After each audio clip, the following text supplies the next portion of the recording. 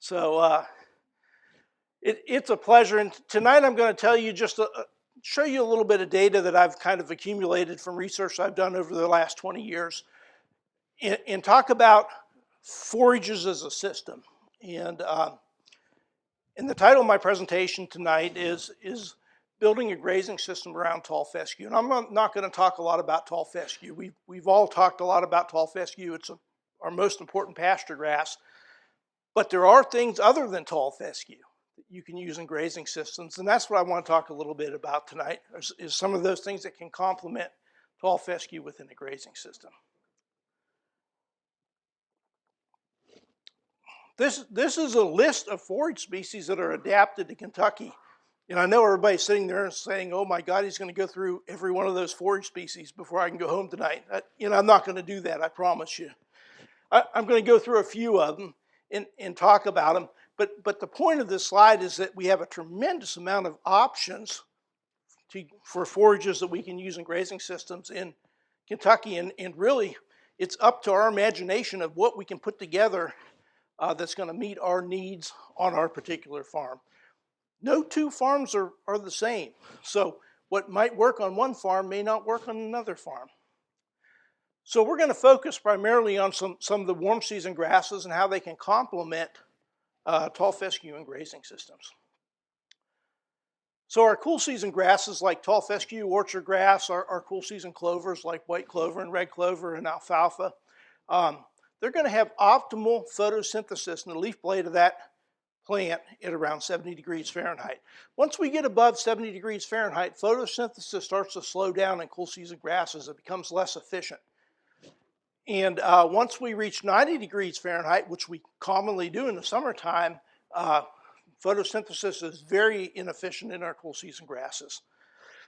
Cool season grasses tend to be more digestible and higher in crude protein than warm season grasses. In our part of the world, in what we call the transition area between the north and the south, so we're not really in the northern United States, not really in the southern, we're kind of in that middle ground. Cool season grasses tend to have a longer growing season.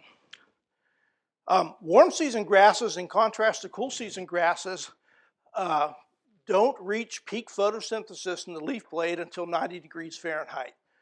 So when it gets hot, they have the ability to grow in the summertime, whereas cool season grass growth is limited by high temperatures.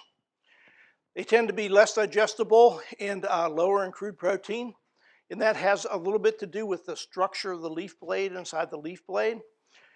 They tend to be a lot more drought tolerant than our cool season grasses, and they're more efficient at using water.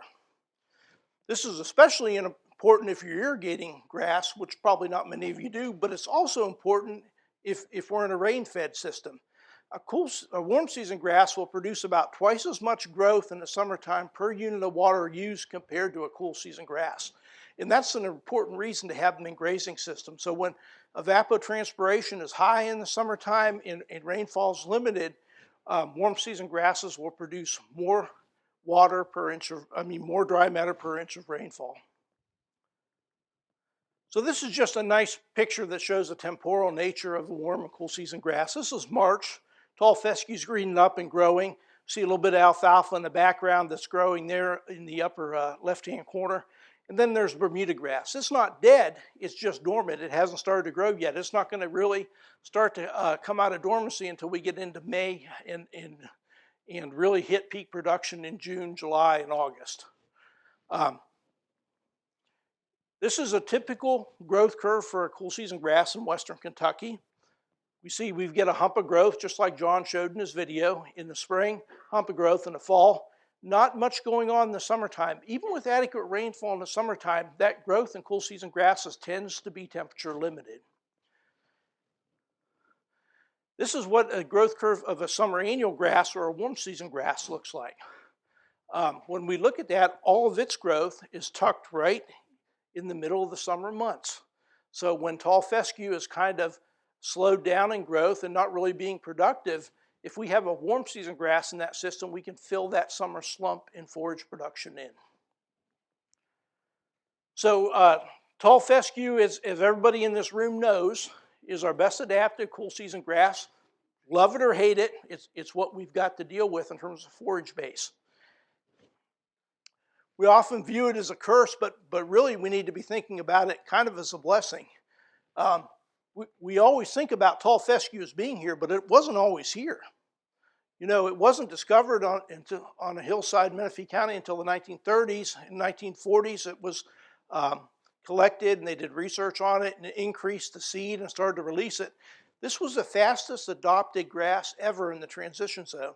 And the reason why is that before tall fescue, there just was not a grass that was really well adapted to this part of the country. And that's why we see so much Kentucky 31 in pastures even today.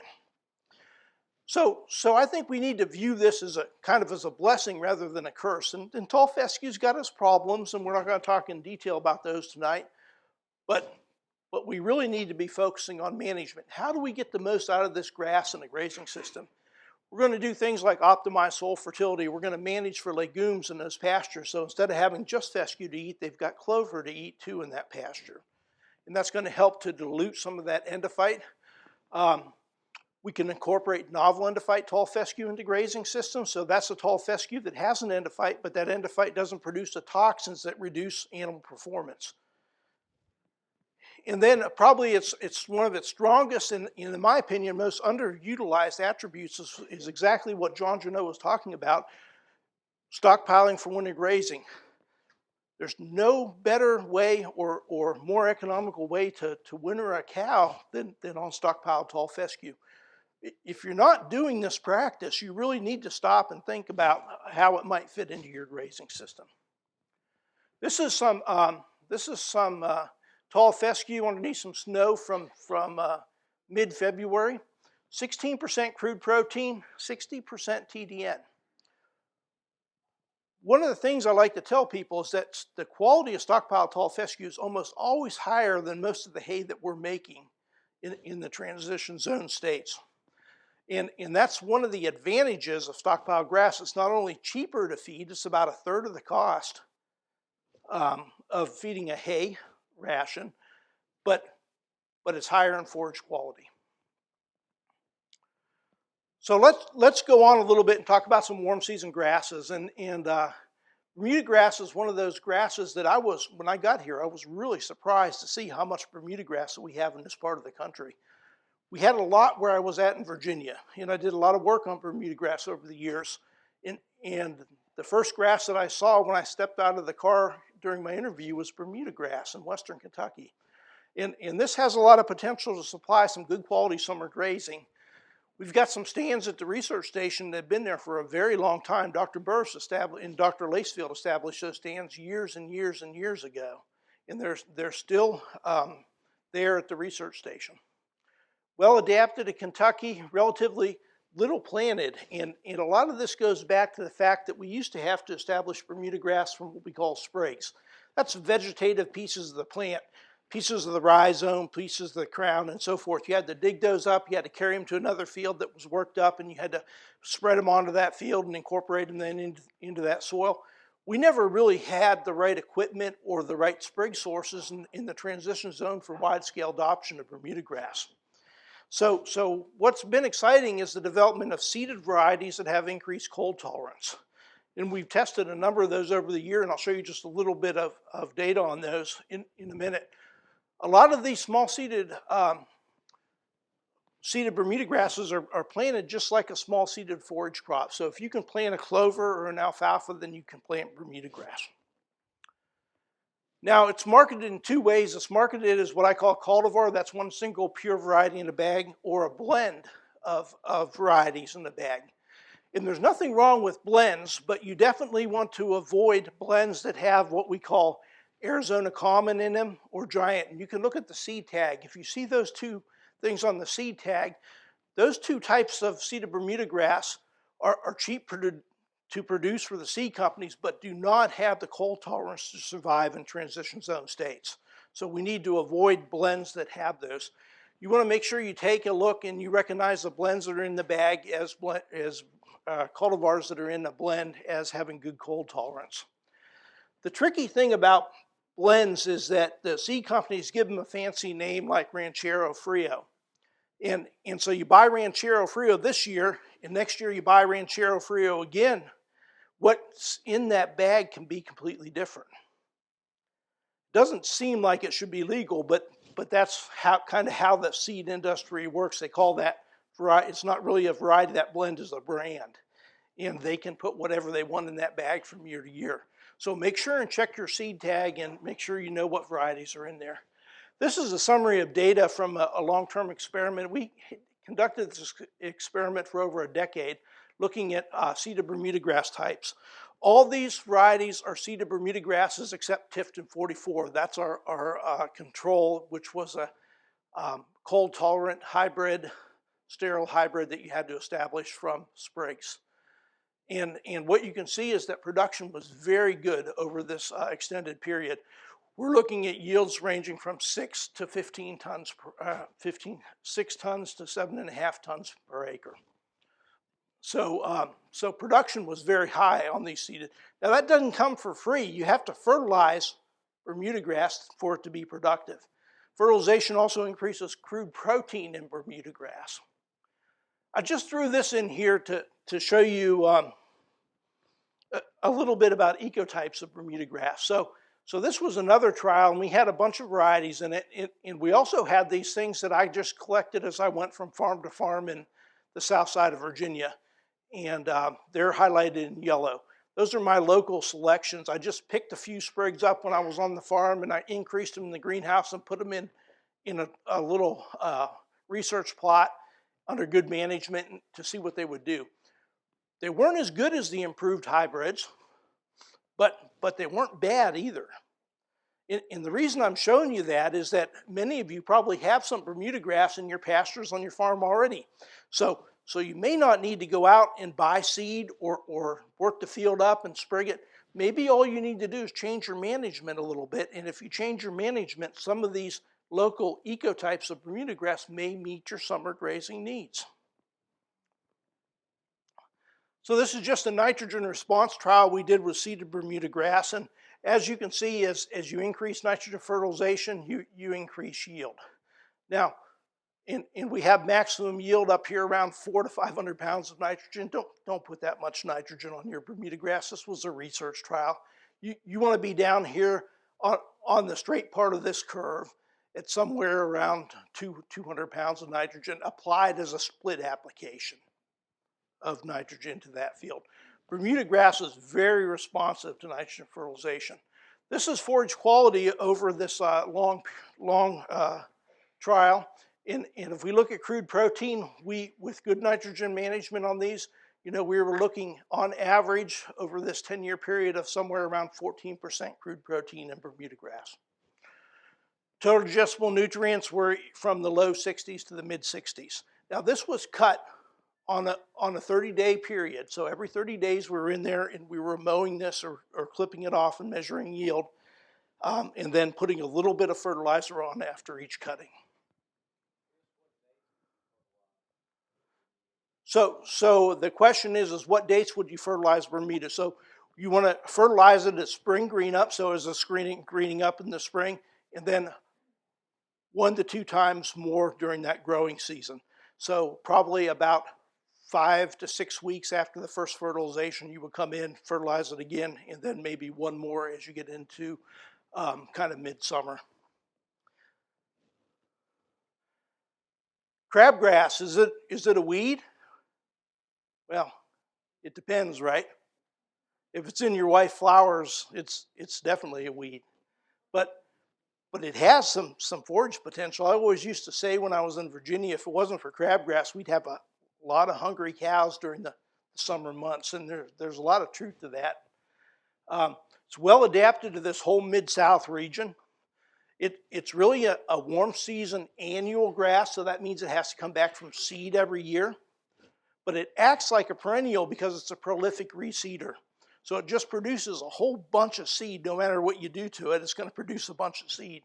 That seed falls onto the ground, and then that following spring it germinates, comes up, and produces a new crabgrass stand.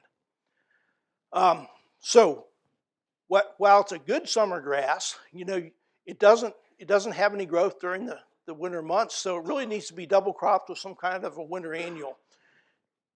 Annual ryegrass is a good choice. You could use cereal rye, you could use wheat or barley or oats, depending on what you want to plant with it. But somehow you've got to get a winter annual into that system. It has good yield potential, not as high as Bermuda grass, but where it beats Bermuda grass out is forage quality in the animal performance. It really has outstanding forage quality. No prussic acid like the sorghum species to worry about. Can accumulate nitrates like other summer grasses, but it's not a big nitrate accumulator. Under extreme conditions, it can accumulate a little bit of nitrogen. This is the first harvest of crabgrass. So we always think of crabgrass as being something right on the ground, right? This was 60 days after seeding an improved variety of crabgrass. This happens to be Red River crabgrass. It was developed by R.L. Dalrymple at the Noble Foundation in Oklahoma. R.L. has 4 or 5 different varieties of crabgrass now. At the time, this was the only one that was available. And Red River is still a good, solid variety of crabgrass. That machine that you're seeing is what we use to harvest forage plots. So it's got like a sickle bar mower on the front. Cuts it, it takes it, the wheel pushes it up, or the reel pushes it up onto a belt. We take it up, it dumps it into a weigh bin that's kind of behind those white tarps. And we can actually weigh the forage in a small plot to get a yield difference. So this is a response of crabgrass to nitrogen fertility. And as you see, we had maximum crabgrass growth at 305 pounds of nitrogen per acre. Don't put 305 pounds of nitrogen on crabgrass. You again want to be down here on this straight part of the curve, somewhere between 100 and 150 pounds of nitrogen applied as split applications. But the reason I show you this is I want you to understand that crabgrass in other summer grasses respond well to improve soil fertility, and that includes nitrogen. So to get the most out of a summer annual grass, you've really got to have a good fertility program. What hurts my heart is when I drive through the countryside and I see that someone has spent the time and the money and the effort to plant a summer annual grass, and then they don't bother to put any nitrogen on it. It's sitting in that field, it's spindly and yellow, and it's just begging for a shot of nitrogen. So we measured in vitro digestibility in crabgrass, so that's when we take that forage material and we put it in rumen fluid from the animal, and we have cattle with big plugs in their side that we can yank out and get rumen fluid out of. And we measure what the microbes digest, and so it's highly digestible. Crude protein ranged from 6 to 14%. It was 6% at the end of the growing season when the plant was dying off in late September. In growing season, it ranges usually between 12 and 14% crude protein. In crude protein, like Bermuda grasses, increases with nitrogen fertilization.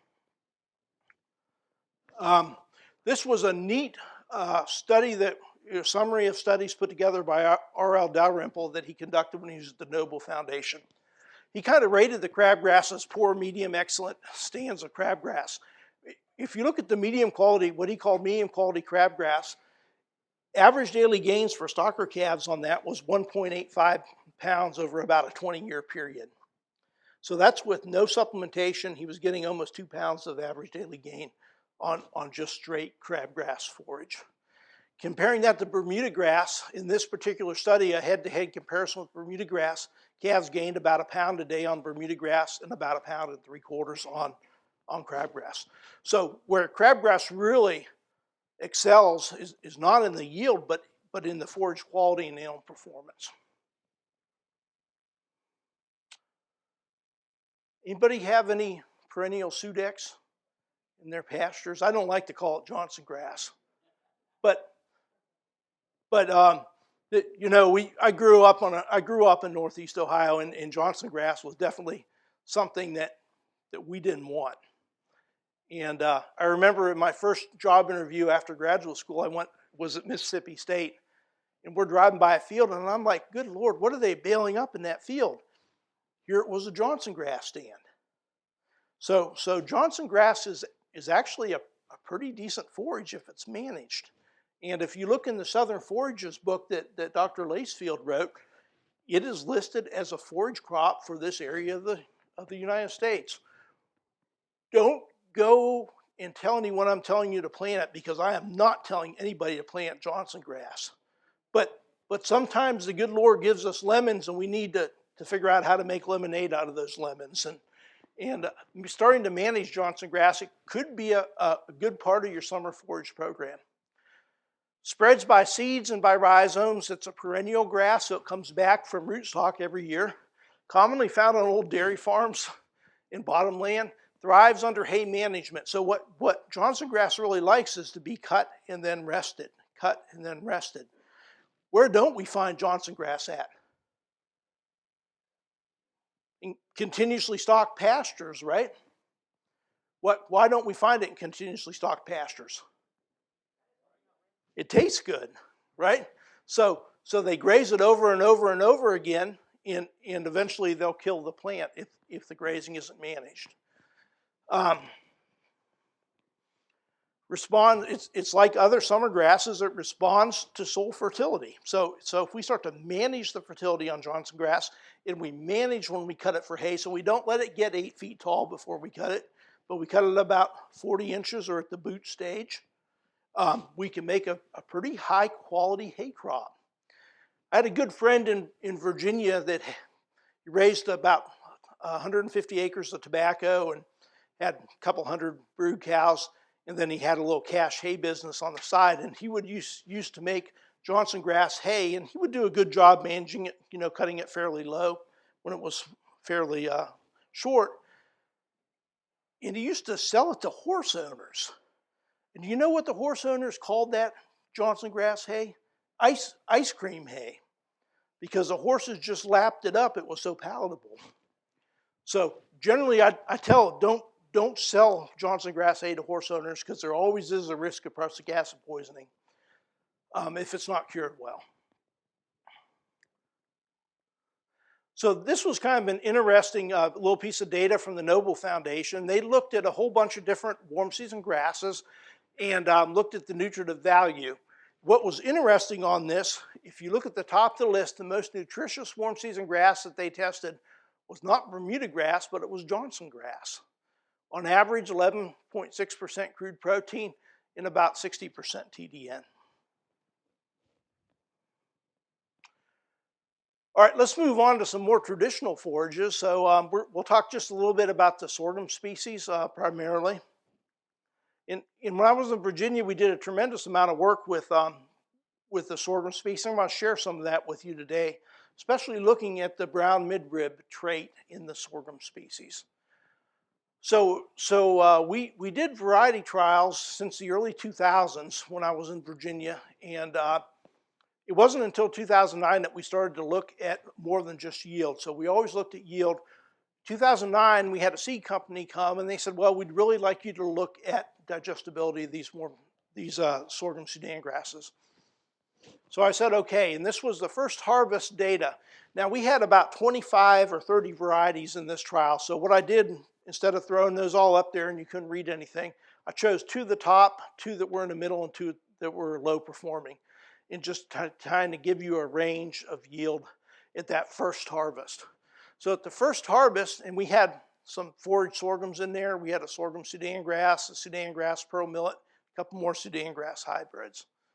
And then we had some that had the BMR trait.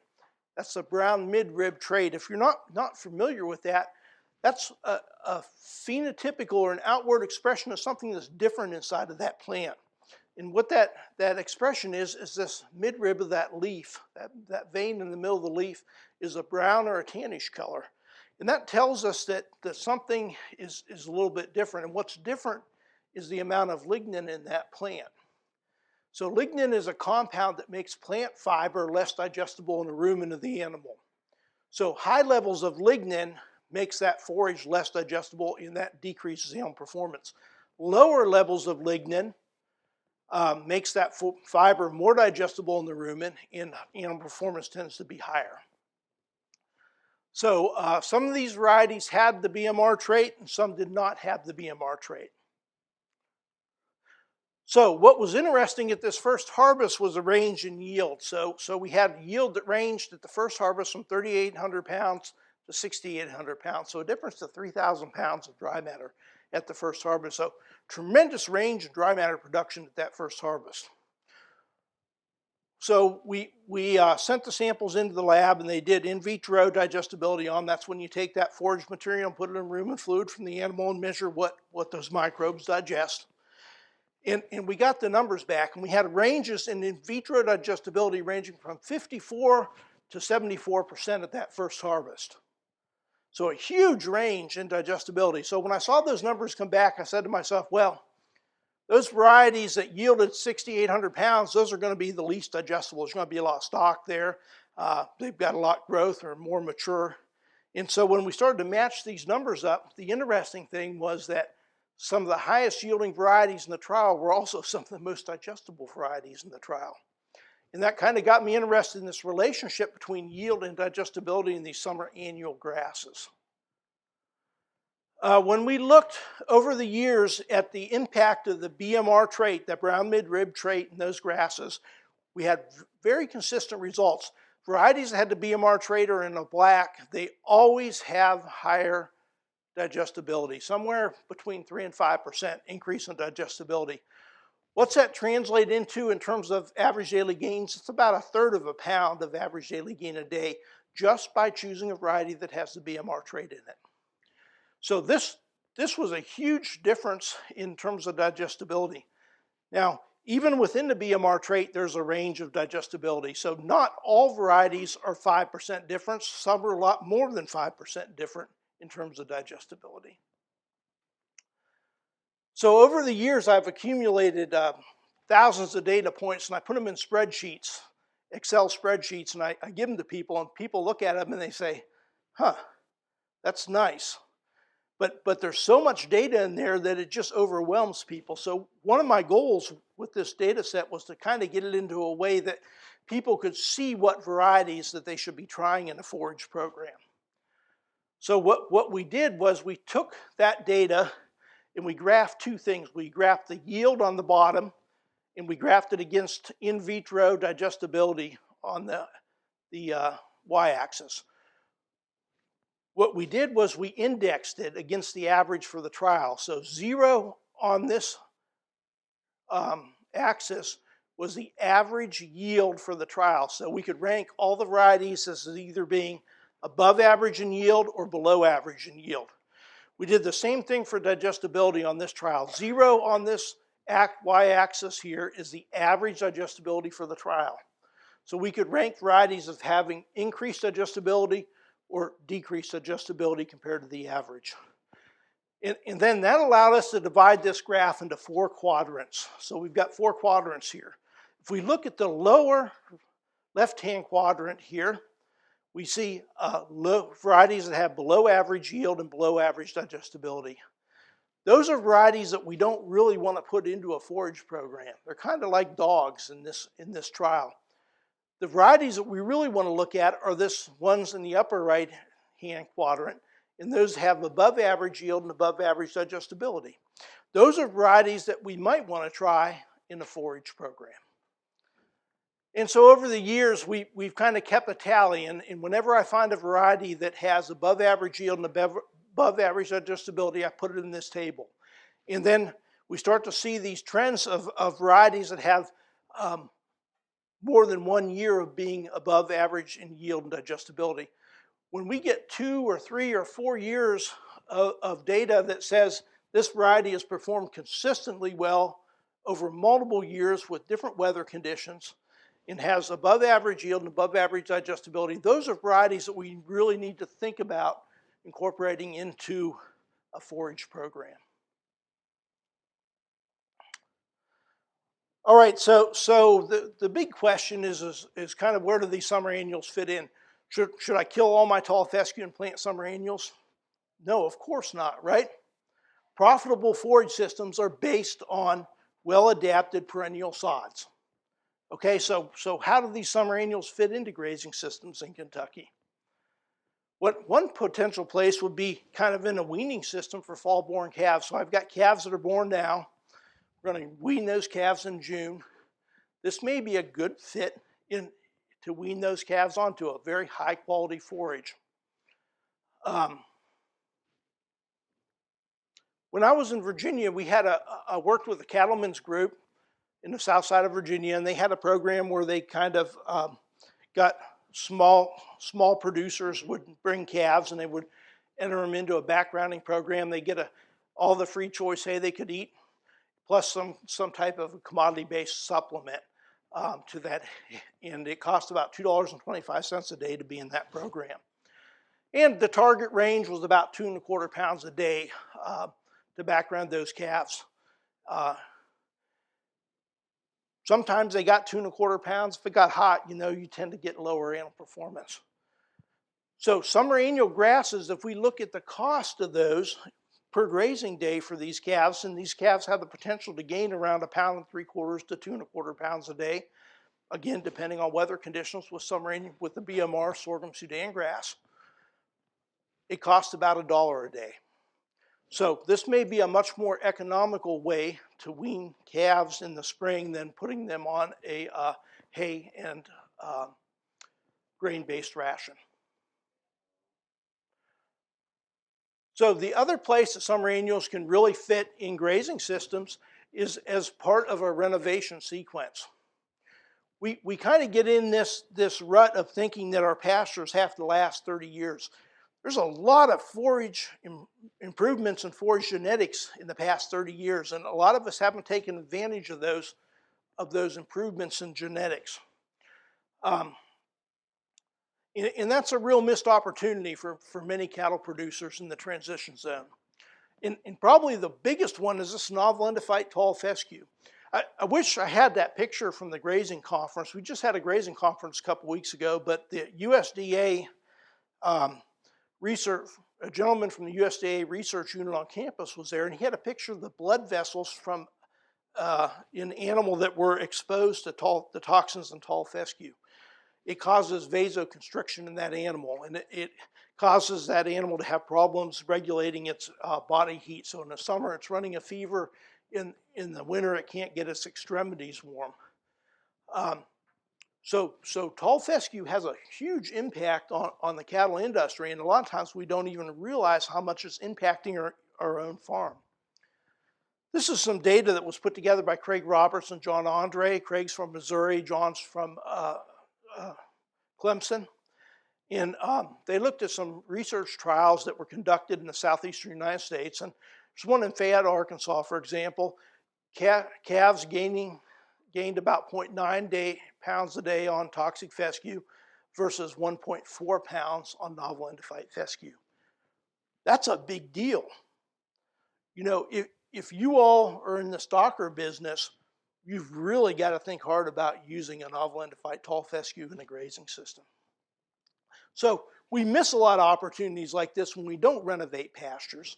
And these summer annuals can be a good tool to help us renovate pastures, introduce new genetics in terms of our forages into our grazing system.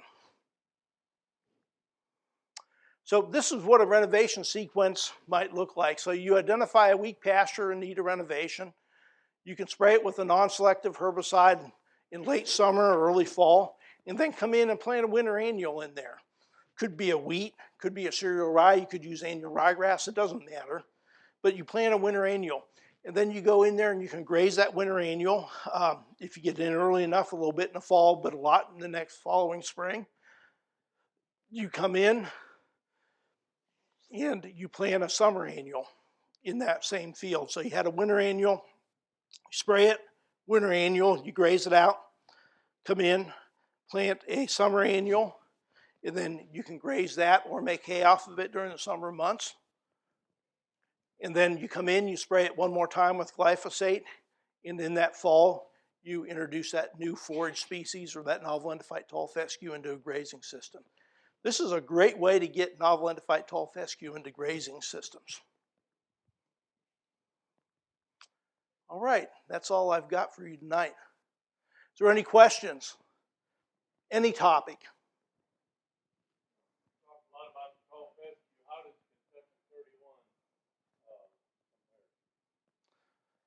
Kentucky 31. So Kentucky 31 was the original tall fescue. It was the one that was discovered in 1931 on the hillside of Menifee County. It is generally high in toxins that cause reduced elm performance, especially in older pastures, because what happens in an older pasture is that the strongest plants survive. And so when we stress our plants, say it gets hot and we get into a little bit of a drought in the summertime and the animals are grazing those plants, the weaker plants tend to die, and the ones that are left are the ones that have the endophyte in them. Because that endophyte makes those plants more vigorous and stronger. So a lot of Kentucky 31 pastures can actually be quite toxic to animals. We'll often see animals standing in ponds, and I mean pretty early in the year. You know, when it's maybe 50 or 60 degrees, we'll see animals kind of just hanging around a pond, standing in a pond. That's because they're unable to cool themselves, because those blood vessels in the animal have restricted. The way a cow cools itself is through dissipating the heat through the skin. So it has to be able to pump blood to the skin, and when those blood vessels decrease in the vascular system, they can't get enough blood to the skin to dissipate their body heat, and they kind of running a low-grade fever. We run a low-grade fever, they tend to eat less, and that takes some stress off of the plants, but it tends to reduce elm performance. You have any other questions? Don't be shy. It's open season on the forage specialist. So I'll be here until you all are done asking questions. So if you have any questions or you want to talk to me about something, please feel free to come up and ask any questions.